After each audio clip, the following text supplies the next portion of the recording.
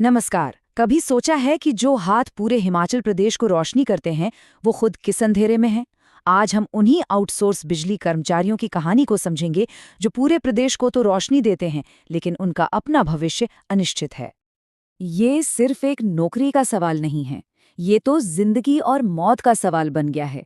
जब हम ये सुनते हैं कि कई साथी अपनी ड्यूटी निभाते हुए शहीद हो चुके हैं, तो ये हमें याद दिलाता है कि ये कर्मचारी हर दिन कितना बड़ा जोखिम उठाते हैं।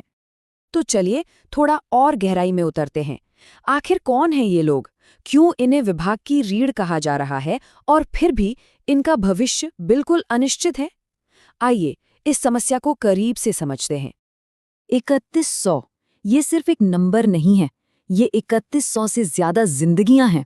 सोचिए, इनमें से कई लोग तो 10, 15, अरे 20-20 साल से अपनी सेवाएं दे रहे हैं और आज भी टेम्परेरी हैं।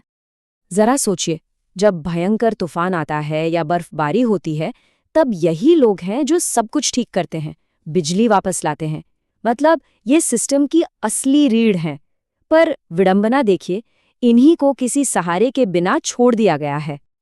तो अब आते हैं उस वजह पर जिसने इस पूरे मामले को और गर्मा दिया है।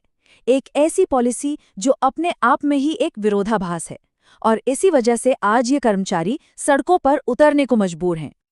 ये तो कुछ ऐसा हो गया कि एक तरफ जो लोग सालों से काम कर रहे हैं वो एक परमानेंट पॉलिसी का इंतजार कर रहे हैं, और दूसरी तरफ डिपार्टमेंट बिजली उपभोक्ता मित्र के नाम पर नई भर्तियां कर रहा है, वो भी टेम्पररी। ये तो पुराने कर्मचारियों के जख्मों पर नमक छिड़कने जैसा ही हुआ है ना? और यहाँ पर देखिए, वादा क्या था और हो क्या रहा है, ये बिल्कुल साफ साफ दिख रहा है। मुख्यमंत्री जी कहते हैं कि आउटसोर्स पर कोई नई भर्ती नहीं होगी, और विभाग ठीक उसी के उलट एक नई आउटसोर्स भर्ती शुरू कर देता है।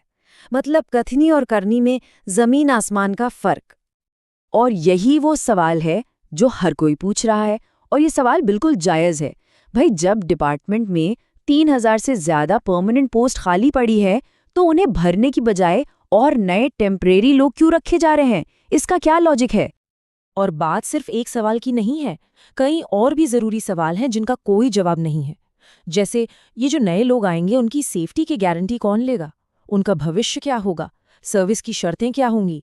और सबसे बड़ा सवाल, जब पुराने कर्मचारियों के लिए कोई पॉलिसी ही नहीं है, तो ये नई भर्ती क्यों? तो ठीक है, समस्या तो बहुत गंभीर है, लेकिन क्या इसका कोई समाधान है? जी हाँ, कर्मचारी सिर्फ सवाल नहीं उठा रहे हैं, वो एक बहुत ही साफ रास्ता भी दिखा रहे हैं। चलिए अब उनकी मांगों पर नजर डालते हैं। कर्मचारी संघ ने 4 बहुत ही सीधी और साफ मांगें रखी हैं। पहली, कि जो खाली पद हैं उन पर तुरंत रेगुलर भर्ती शुरू की जाए।